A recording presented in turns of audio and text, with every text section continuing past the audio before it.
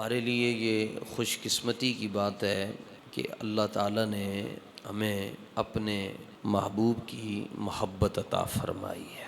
عمل کے اندر کوتاہی یہ ایک الگ بات ہے، لیکن محبت کے باب میں کمزوری نہیں ہونی چاہیے۔ دوسری بات یہ ہے، جب آپ یہ سمجھ گئے کہ یہ واقعی اللہ کا کرم ہے اور اللہ کا فضل ہے کہ اس نے ہمیں اپنے محبوب کی محبت سے نوازا ہے، اور محبت کا مطلب یہ ہے کہ جب حضور کا ذکر آئے تو آپ کا دل نرم ہو جائے۔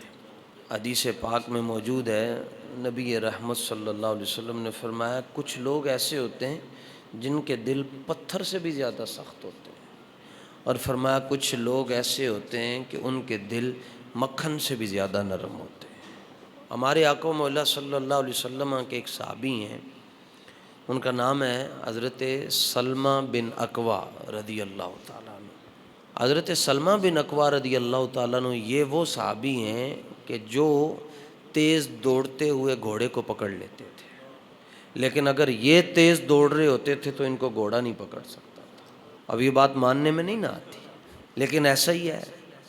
آپ اس کو جس طرح مرضی ویریفائی کرنا چاہتے ہیں کر لیں، سیرت کے اندر یہی بات موجود ہے۔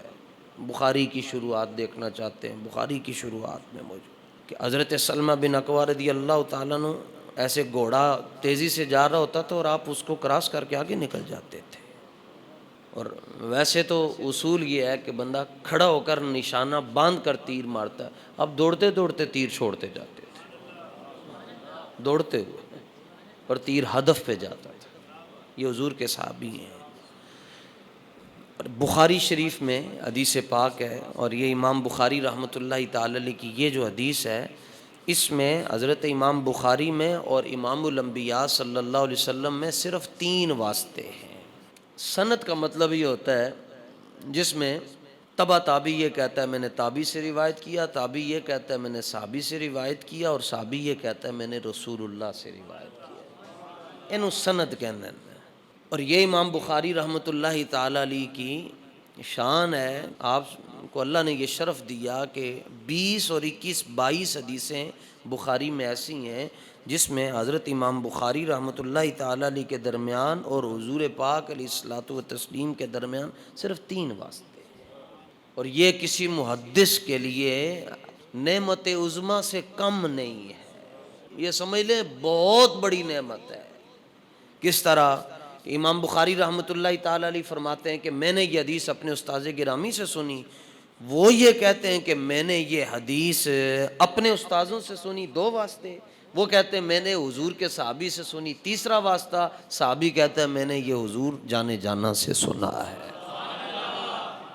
اس کو کہتے ہیں ثلاثیات، کہ جس میں سند میں 3 واسطے ہوں، اور پھر اس کے بعد اس سے بھی اونچا رتبہ اس حدیث کا ہے، سند کا ہے، جس میں 2 واسطے ہوں، اس کو بولتے ہیں ثنائیات۔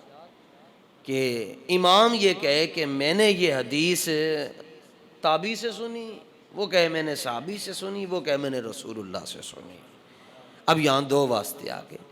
تو امام اعظم ابو حنیفہ رضی اللہ تعالیٰ عنہ کی اکثر حدیثیں وہ ہیں جس میں آپ یہ کہتے ہیں میں اپنے استاذوں کو لو سنیا، انہوں نے حضور دے صحابی کو لو سنیا، تو انہوں نے رسول اللہ کو لو سنیا۔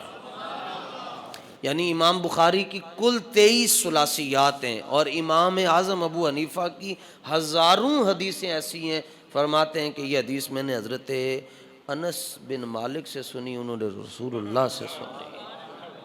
یہ جو حدیث بیان کرنے لگا ہوں یہ امام بخاری کی ثلاثیات میں سے ہے، اور حضرت سلمہ بن اکوع رضی اللہ تعالیٰ عنہ کے بارے میں آتا ہے کہ ذرا مسجد نبوی شریف میں بہت زیادہ ستون ہے، اور ہر ستون کا کوئی نہ کوئی نام ہے، اور پھر اس نام کی ایک تاریخ ہے، اس منظر کا ایک پس منظر ہے۔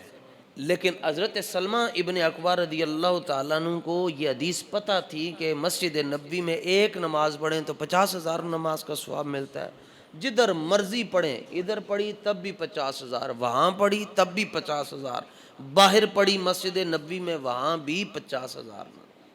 لیکن حضرت سلمہ بن اکوع رضی اللہ تعالیٰ عنہ کا نام یاد رکھیں، اس کو سرچ کر لیں، پوری آپ کی تاریخ پڑھیں، آپ کو مزہ آ جائے گا امام حضرت سلمہ بن اکوع کی جو سیرت ہے۔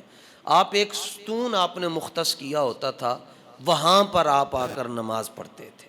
نہ تو قرآن میں اس بات کو حکم ہے کہ کسی جگہ کو خاص کرو، نہ ہی رسول اللہ صلی اللہ تعالیٰ علیہ وسلم نے فرمایا کسی جگہ کو خاص کرو، چونکہ مسجد ساری اللہ کی ہے، جہاں دل کرے پڑھو۔ لیکن حضرت سلمہ بن اکوع ایک ہی ستون کے پاس انتظار کرتے رہتے تھے، اگر پہلے کوئی پڑھ رہا ہے اس کا انتظار کیا، وہ پڑھ کے ٹر جائے گا تے بادشاہ پھر آ کے اتنے نماز پڑھن گے۔ حضرت سلمہ بن اکوع سے پوچھا گیا کہ حضور آپ ایسا کیوں کرتے ہیں، کیا وجہ ہے، ایڈی وڈی مسجد ہے تسی کدھر اور نماز نہیں پڑھ دے اتھے پڑھ دے ہو؟ آپ کا جواب کیا ہے؟ محبت محتاج دلیل نہیں ہوتی۔ آپ جواب یہ دیتے ہیں، بخاری میں فرمایا کہ میں یہاں اس لیے نماز پڑھتا ہوں کہ میں نے یہاں حضور کو نماز پڑھتے ہوئے دیکھا، بس اس کے علاوہ اور کوئی بات نہیں، کہ جہاں میرے محبوب کے قدم لگے وہاں میں نے اپنی جبین کو رکھ دی، یہ میری معراج ہے۔ اور میں نے حضور کو کثرت کے ساتھ اس ستون کے ساتھ آرام فرماتے دیکھا، ٹیک لگا کر حضور جلوہ گر ہوتے تھے، تو گویا کہ میں یہاں پر اللہ کی عبادت بھی کرتا رہتا ہوں، اور حضور پاک صلی اللہ تعالیٰ علیہ وسلم نے جس زمین کو یہ شرف دیا کہ اس زمین نے حضور کے مبارک پاؤں چومے، حضور کے مبارک گھٹنوں کو بوسہ دیا، حضور پاک علیہ السلام کی مبارک ہتھیلیوں کا لمس اس کو نصیب ہوا، فرمایا کہ میں اس جگہ پر آ کر برکت حاصل کر لیتا ہوں۔ کسی ایک صحابی نے، یہ بخاری میں موجود ہے، کسی ایک صحابی نے آگے سے یہ نہیں کہا کہ آپ نے حضور سے پوچھا تھا ایسا کرنا چاہیے۔ جب تک امت اس مرکز پر نہیں آئے گی اس وقت تک امت کو کامیابی نہیں مل سکتی۔ اس لیے اقبال قلندر لاہوری کہتے ہیں، زاں کے ملت را حیات از عشق اوست، برگو ساز کائنات از عشق اوست۔ اقبال کہتا ہے اگر امت مسلمہ آگے سے آگے، اوپر سے اوپر جانا چاہتی ہے تو اس کا ایک ہی حل ہے کہ وہ حضور سے ایسے پیار کرے کہ دنیا والے دیکھتے ہی رہ جائیں۔ یہ کس طرح کا دیوانہ ہے؟ حضرت عبداللہ ابن عمر رضی اللہ تعالیٰ عنہما یہ حضور کے صحابی ہیں، فاروق اعظم کے بیٹے ہیں۔ آپ حالت سفر میں، اور فوراً آپ نے فرمایا کہ قافلے کو روک دیا جائے۔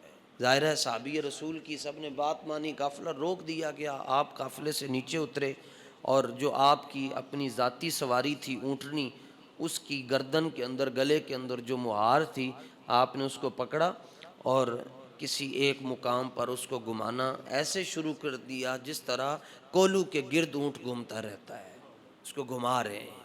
فسئل عنہ، آپ سے پوچھا گیا کہ آپ یہ کیا کر رہے ہیں، یا کیوں کر رہے ہیں، یا اس میں کیا راز ہے، یا اس میں کیا حکمت ہے؟ تو آپ جواب کیا دے رہے ہیں؟ شفا شریف میں موجود ہے، آپ نے فرمایا لا ادری، معلوم نہیں کہ میں کیوں کر رہا ہوں۔ اب آج کے دور کا بندہ ہوگا وہ کہے گا جھوٹ بول رہے ہیں۔ جو سیکولر ہے، جو لبرل ہے، یا جس نے اہل محبت کے پاس نہیں بیٹھا، یا اہل محبت کی اس کو سانسوں کا فیض نہیں ملا ہوا، تو وہ تو کہے گا یہ لا ادری کا مطلب یہ ہے مجھے پتہ ہی نہیں میں کیوں کر رہا ہوں۔ تو وہ کہے گا دیکھو جی صحابی بھی کہہ رہا ہے کہ مجھے نہیں پتہ۔ آپ سے پوچھا گیا کہ اے عبداللہ ابن عمر، آپ صحابی رسول ہیں، آپ کے بارے میں حضور نے یہ کہا ہے کہ اصحابی کالنجوم، میرے صحابہ تو ہدایت کے ستارے ہیں۔ آپ کے بارے میں تو یہ حضور نے فرمایا کہ اللہ نے عالم ازل کے اندر، عالم ارواح کے اندر مخلوق کے دلوں کی طرف نگاہ انتخاب فرمائی، نبیوں اور رسولوں کے بعد جو دل سب سے زیادہ صاف اور ستھرے رب نے دیکھے، اللہ نے ان کو حضور کا صحابی بنا دیا ہے۔ تو آپ ایسے کیوں کر رہے ہیں؟ کیا راز ہے، کیا حکمت ہے؟ تو آپ جواب یہ دے رہے ہیں لا ادری۔ لیکن پوچھنے والے بھی دل کے سچے تھے، انہوں نے بھی کیا گل کڈا کے ہی رہنی، اے جڑا راز ہے انہوں آشکار کروانا ہی کروانا ہے۔ کیوں کروانا ہے؟ تاکہ جنرل اسپتال کے قریب مسجد میں بیٹھ کر جو لوگ سن رہے ہیں ان تک بھی وہ راز پہنچ جائے، ورنہ اگر وہ خاموش رہتے۔ اس لیے اس روایت سے یہ ثابت ہوتا ہے کہ اگر شاگرد، مرید اپنے شیخ کے ساتھ ہے، شاگرد اپنے استاذ کے ساتھ ہے، مقتدی اپنے امام کے ساتھ جڑا ہوا ہے، تو اس کو امام سے سوال پوچھنا چاہیے۔ کوئی بھی ایسا کام ہو جو نیا ہو وہ پوچھ سکتا ہے، پوچھنے میں کوئی حرج نہیں۔ وہاں صحابی رسول سے پوچھا جا رہا ہے۔ پوچھنے والوں کی دو ہی قسمیں، یا وہ بھی صحابی ہیں، نہیں تو وہ تابعی ہیں۔ ان کا جی آپ کیوں کر رہے ہیں؟ آپ نے فرمایا لا ادری۔ انہوں نے کہا نہیں نہ دسو نہ، تہاڈی مہربانی، کوئی گل تو ہوئے گی نا، ایویں تو نہیں نا انج کوئی کرتا کہ چنگا بھلا قافلہ ٹر رہا، آپ نے قافلہ روک چھڈیا، سواریاں روک چھڈیاں، آپ تھلے آئے ہوتے، اچانک ہی آپ نے ਉਹਦੀ ਮੁਹਾਰ ਫੜ ਕੇ ਤੁਹਾਨੂੰ ਘੁਮਾਣਾ شروع کر دیتا، کوئی گل تو ہوئے گی، ایویں تو نہیں انج ہوتا۔ تو آپ نے فرمایا، آپ نے بھی جب دیکھا کہ اب طلب زیادہ ہے، جستجو زیادہ ہے، اور جستجو مثبت ہے، جستجو کے اندر اعتراض نہیں ہے، جستجو کے اندر صرف یہ ہے کہ کوئی محبوب کی بات مل جائے۔ کہا جی کیوں آپ ایسے کر رہے ہیں؟ آپ نے ایک حسین جواب دیا اور با کمال صحابہ کی باتیں، سبحان اللہ۔ آپ نے فرمایا مجھے ویسے تو میں نہیں جانتا میں کیوں کر رہا ہوں، لیکن چلو اب آپ نے پوچھ لیا تو میں آپ کو بتا رہا ہوں۔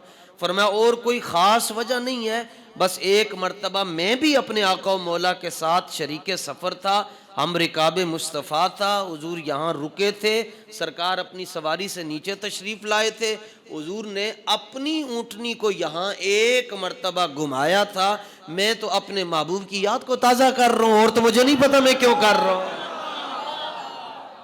یہ اے جی محبت جو ہے نا وہ محتاج دلیل نہیں ہوتی۔ یہ بات اس لیے میں چھیڑ رہا ہوں کہ آگے ربیع الاول شریف آ رہا ہے نا، تو آپ جتنے بھی نوجوان میرے بھائی بیٹھے ہوئے ہیں، آپ کو پتہ ہے اور کوئی مسئلہ چھڑے یا نہ چھڑے، یہ ضرور چھڑتا ہے کہ کیا کسی صحابی نے بریانی تقسیم کی تھی؟ یہ سوال آپ سے ضرور ہوگا جی۔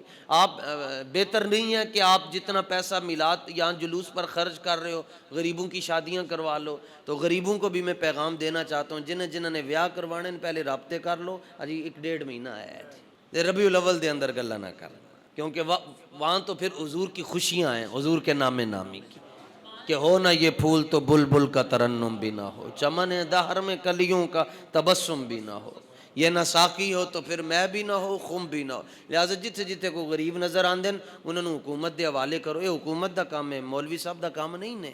جو مفلوق الحال ہیں، جو نادار ہیں، جو غریب ہیں، جو معذور ہیں، اور جو کام نہیں کرتے، جن کے پاس بزنس نہیں ہے، جن کے پاس جو جاب لیس ہیں، یہ بیت المال کی ذمہ داری ہوتی ہے کہ وہ ان کی دہلیز تک راشن پہنچائے۔ حضرت عبداللہ ابن عمر رضی اللہ تعالی عنہما نے کہا کہ مجھے کچھ نہیں پتا، ہاں بس میں ایسے اس لیے کر رہا ہوں کہ میں نے اپنے آقا و مولا کو ایسے کرتے دیکھا ہے۔ عثمان غنی رضی اللہ تعالیٰ عنہ حضور کے داماد ہیں، سفر کے اندر ہیں، آپ نے فرمایا قافلہ روکو، قافلہ روکا، فرمایا پانی لے کے آؤ جی، پانی لے کے آئے، آپ نے تازہ وضو کیتا، دوبارہ وضو کیتا، وضو کرن تو بعد آپ نے سمائل پاس کی تھی، تھوڑا جا مسکرائے، آپ فسئل عنہ، آپ سے پوچھا کہ آپ کیوں مسکرا رہے ہیں؟ کیونکہ وضو کے بعد تو کلمہ شہادت پڑھا جاتا ہے، وضو تو بعد عرف عام دے اندر طور متعارف دے ہوتے کدی کسی نوں کوئی ہس بھی رہا ہوئے تو بندے گل کر دیں کہ وضو کر کے ہس کیوں رہے ہیں؟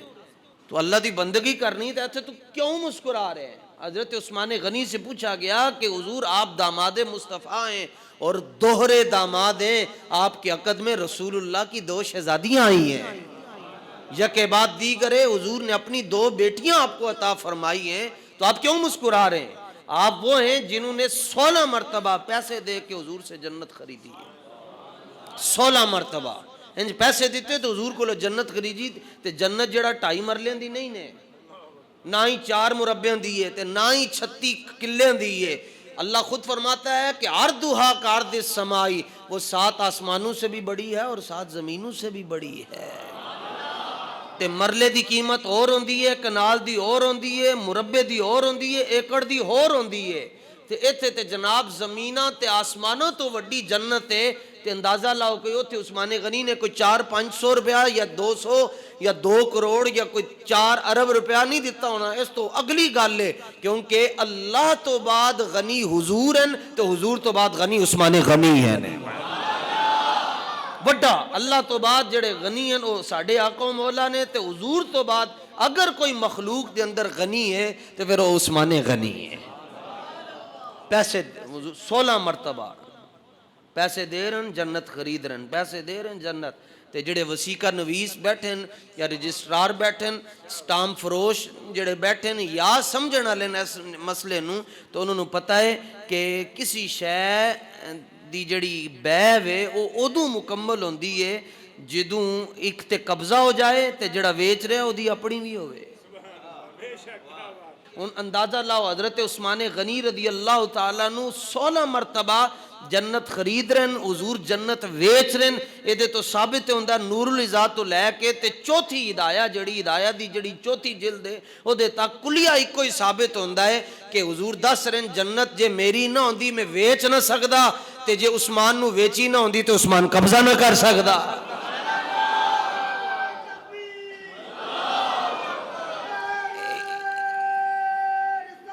اس لیے اعلی حضرت عظیم البرکت امام احمد رضا محدث بریلی رحمۃ اللہ تعالی علیہ فرماتے ہیں ہم رسول اللہ کے جنت رسول اللہ کے، لہذا جنت ساڈی ہے. ہم رسول اللہ کے جنت ہماری، کیونکہ ہم رسول اللہ کے. عثمان غنی سے پوچھا گیا آپ کیوں مسکرائیں وضو کرنے کے بعد؟ فرمایا لا ادری، مجھے نہیں پتا. انہوں نے کہا جی کیوں نہیں پتا؟ تو انہوں تو پتا ہے. ایک رات دے اندر امت دے اندر 5 بندے گزرن جنہوں چو ایک عثمان غنی بھی ہیں جڑے ایک رکعت دے اندر 30 سپارے پڑھ دے سن. اے آپ دی عبادت دا عالم. ان کا جی تسی کہ میں کیا نہیں پتا، دسو سانو وجہ.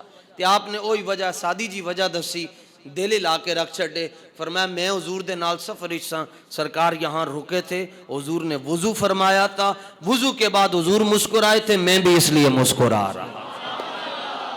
کیوں شوندہ نہیں پتا. بس میں نے حضور کو اور میں نے حضور سے نہیں پوچھا تھا کہ حضور آپ کیوں مسکرائے ہیں، یا اس وقت کوئی ایسی بات بھی نہیں ہوئی جو مسکرانے والی تھی.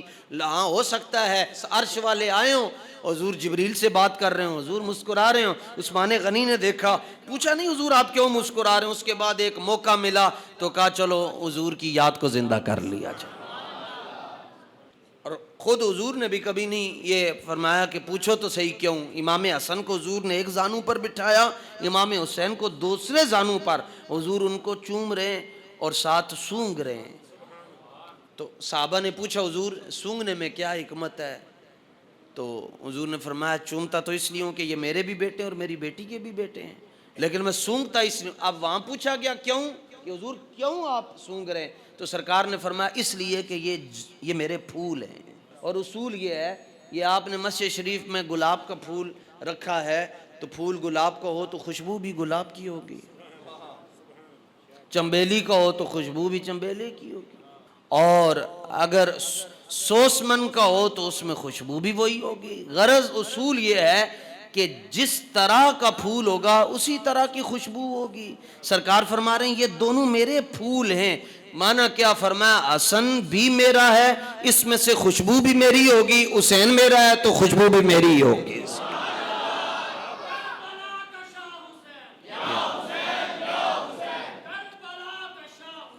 تو یہ اصول یاد رکھ لیں کہ محبت میں کیوں نہیں ہوتا. محبت میں تو ہوتا ہے جی، بس جی جی جی جی، اس کے علاوہ کچھ بھی نہیں ہوتا. اور جو جی جی کرتے گئے، کوئی بھی بات آئی جی کر دیا، پھر قیامت تک ان کے بارے میں یہ آئے گا ان ابی ہریرہ، ان ابی ہریرہ. پھر ان کے بارے جنہوں نے جی کیا ان کے بارے میں آئے گا ان ابی ذر، ان مالک، ان شرحبیل، ان خالد، ان ابی بکر، ان عمر، ان عثمان، ان علی، ان بلال، ان حسن، ان حسین. جنہوں نے کیوں نہیں کیا ان کے ساتھ قیامت تک کے لیے لفظ لگ جائے گا ان نبی ہریرہ، ان فلاں، ان فلاں، ان فلاں، ان فلاں. قرب سے کچھ بھی نہیں ملتا کہ بندہ کہ میں بہت قریب ہوں تو میں نو ہی سارا کچھ لب جائے گا. قرب سے نہیں ملتا، طلب سے ملتا ہے. قرب ابو لہب کو بھی تھا اور وہ سگا چچا ہے رسول اللہ کا، لیکن اس میں طلب نہ تھی، اس لیے وہ ابو لہب ہی رہا. اور قرب حضرت بلال کو بھی تھا لیکن ساتھ طلب بھی تھی، اس لیے کعبے کا دروازہ کھول کر بلال حبشی کو کعبے کی چھت پہ چڑھا دیا. تو اللہ ہمیں کیوں سے محفوظ رکھے، اللہ ہمیں جی والوں میں رکھے. آگے آ رہا ہے جی، سفر ختم ہوگا، ساتھ ہی ربیع الاول جی. کیوں خوشیاں منا رہے ہو؟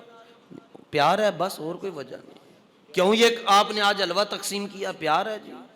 آپ نے ایسا کیوں کیا؟ پیار ہے، پیار ہے، پیار ہے. بس یہ کہتے جائیں. اعلیٰ حضرت کی طرف فرمایا غریق بحر عشق احمدیم در فرحت مولد کجا داند عالمہ سبک ساران ساحلہا. کیوں خوشی مناتے ہو؟ کہاں لکھا ہے؟ فرمایا میں حضور کی ولادت کی خوشی کا جو سمندر ہے میں اس کی تہ میں پہنچ چکا ہوں تے مینو کی لگے کی ہوندا ہے. تے فرمایا انہوں کی پتا ہے کہ جتھے میں پہنچے اتھے کی ہوندا ہے. اور اس مرتبہ تو عجیب تاریخ آ رہی ہے، 1500 سالہ جشن ولادت مصطفیٰ ہے. 1500 انہیں مانا چرچا رہے.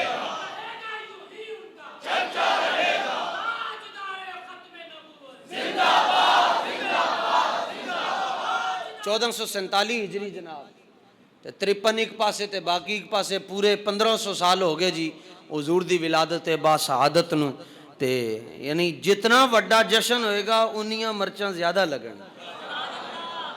حضور دے دشمناں نو جیڑا بندہ میلاد کردا ہے او دے نال حضور دے دشمن نو تکلیف نہیں ہو رہی، سمجھ لو دا میلاد کامل نہیں.